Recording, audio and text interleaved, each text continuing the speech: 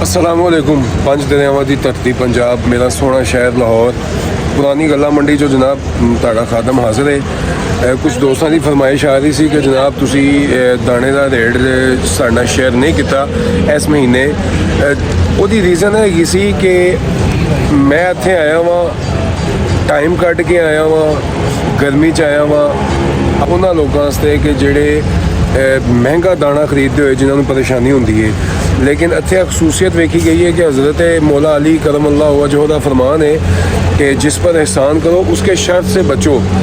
करने जो महंगा दाना पाते हैं, ठीक है, तो उन्होंने ऐसी रेट दाने का रेट इस करके शेयर करने कि यार इत्थों सस्ता दाना मिलता है, तुसी इत्थों खरीदो।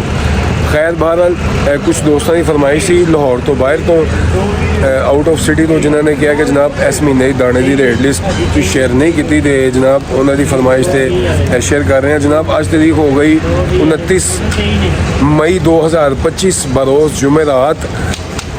बाजरा 125 रुपये किलो, चीना 130 रुपये किलो, लाल चीना 150 रुपये किलो, देसी कंगनी 200 रुपये किलो, गोल कंगनी 240 रुपये किलो, सूरजमुखी 250 रुपये किलो, खुर्तम 300 रुपये किलो, तोता दाना 140 रुपये किलो, कबूतर दाना 95 रुपये किलो, जवी 150 रुपये किलो, झोना 85 रुपये किलो, मटर खुश्क मटर जो सॉफ्ट फूड के इस्तेमाल होता है 120 रुपये किलो, खुश्क मकई 120 रुपये किलो सॉफ्ट फूड से जी इस्तेमाल होती है।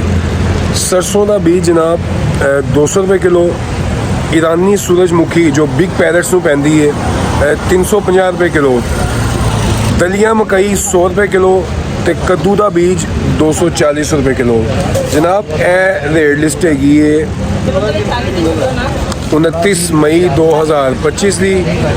मैं इत्थों दाना खरीदना वा वो इस करके कि लाहौर दे विच इस तो ज़्यादा सस्ता दाना किते नहीं मिलता, तो जितों तक मेरे इलम च है पूरे पंजाब दे विच माशाअल्लाह पुरानी गल्ला मंडी तो पूरे पंजाब च दाना सप्लाई होता है। ਤੁਹਾਨੂੰ ਜਿੱਥੋਂ ਸਸਤਾ ਤੇ ਸੁਥਰਾ ਦਾਣਾ ਮਿਲਦਾ ਹੈ ਤੁਸੀਂ ਉੱਥੋਂ ਖਰੀਦ ਸਕਦੇ ਹੋ। ਤੇ ਐਗਰੀਕਲਚਰ ਦਾ ਕੰਮ ਚੱਲਦਾ ਰਹੇ ਤੇ ਅਸੀਂ ਤੁਹਾਡੇ ਨਾਲ ਇਸੇ ਤਰ੍ਹਾਂ ਗੁਫ਼ਤਗੂ ਕਰਦੇ ਰਹੀਏ। ਆਪਣੀਆਂ ਦੁਆਵਾਂ 'ਚ ਯਾਦ ਰੱਖਣਾ। ਲਵ ਬਰਡ ਜ਼ਿੰਦਾਬਾਦ। अस्सलामु अलैकुम व रहमतुल्लाहि व बरकातहू।